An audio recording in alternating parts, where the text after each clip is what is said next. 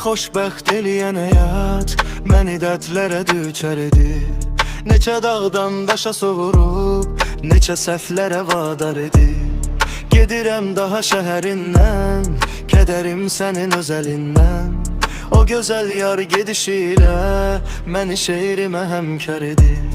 Səni vahid kimi sevsəm, amma qəzəlimə təhqir olar. Səni sətrimə şərik etsəm, qələmimlə əlbir olar. Gecələrə səni bənzətsəm, səhərim mənə küstü qalar. O səbəbdən tərk edirəm, mənə təklik yenə yaraşırmı? Sevən insan təkliyə qapanarmı?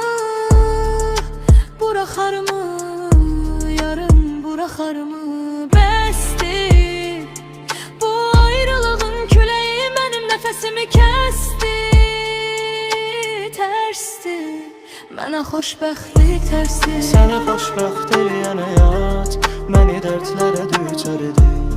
Neçə dağdan daşa soğurub, neçə səhvlərə vadar edir. Gedirəm daha şəhərindən, kədərim sənin öz əlindən.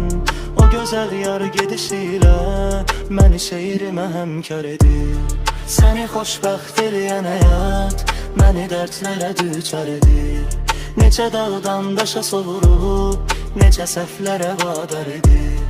Gedirəm daha şəhərindən, kədərim sənin öz əlindən. O gözəl yar gedişilə məni şeirimə həmkar edir.